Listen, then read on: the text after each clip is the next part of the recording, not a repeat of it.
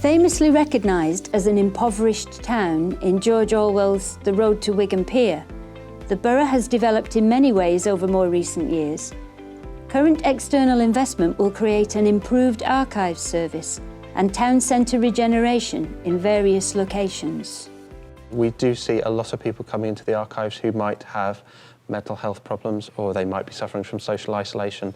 And what we like to do is to think that we give these people a space to come in, and it's a friendly environment. We're warm and open and encouraging, and we want to share these collections with people, and we want to help them understand what's happened in the past, but also to make connections in the present, to meet our other volunteers, to meet customers coming in, to share their stories, share their lives with us, tell us where they've come from, and let us be part of where they're going in the future.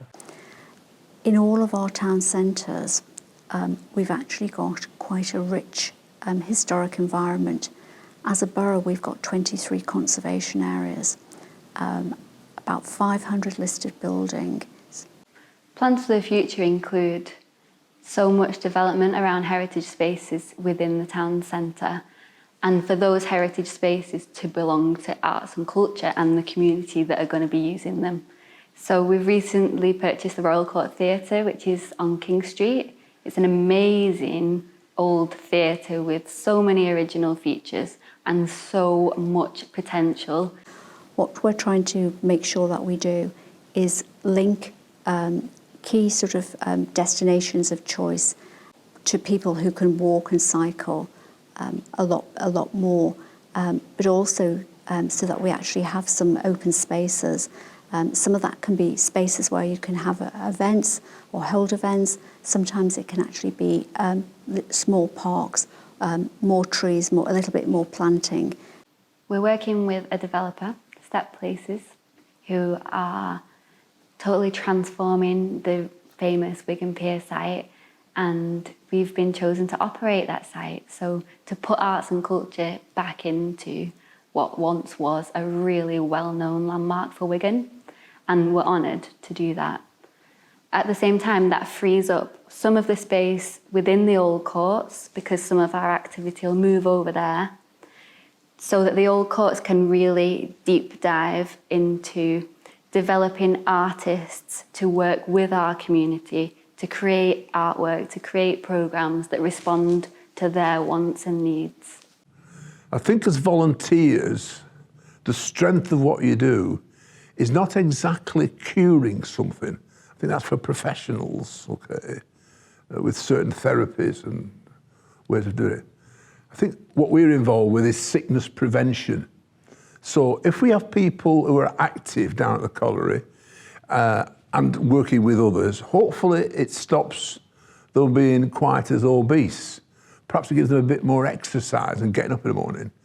But on the mental health side, I think it has a real part to play in giving people literally something to get up for in the morning. We come across so many people suffering in the depths of depression, who have been bereaved or who are just completely socially isolated. And when they take that first step into the courts, it's often really magical, because they can not be alone and they can speak to other people and they can find a home in this community hub. The mill has surprised us not just in overall levels of demand, but in terms of the amount of cultural interest that we have. Obviously, we're starting with a heritage building, which is a positive, but we've started to tap into a lot of creativity in Leigh in particular, but the borough as a whole. And at the moment, we have probably 9 or 10 what I'd call cultural activities in the mill, and a waiting list of over 30 for our 4th floor. And hopefully, very shortly, we will start on the 4th floor to create a cultural hub with 32 artist studios, drama studio, cinema, and large photographic studio, and a couple of galleries as well. So that, I think, would be a major cultural attraction in the east of the borough, if not the whole of Greater Manchester. Using film to engage with an audience, it's not just the visual stimulation, the plot, the music, it's 2 hours of escapism. So when you're living with challenges, to come and join and watch a film and take your mind away from those challenges. It's transporting you to another world. And it's a relief and it's therapeutic benefit to your life. One of the major sort of bonuses from the project has been working up a partnership with Royal Exchange Theatre. They were looking for 4 local partners within the Northwest.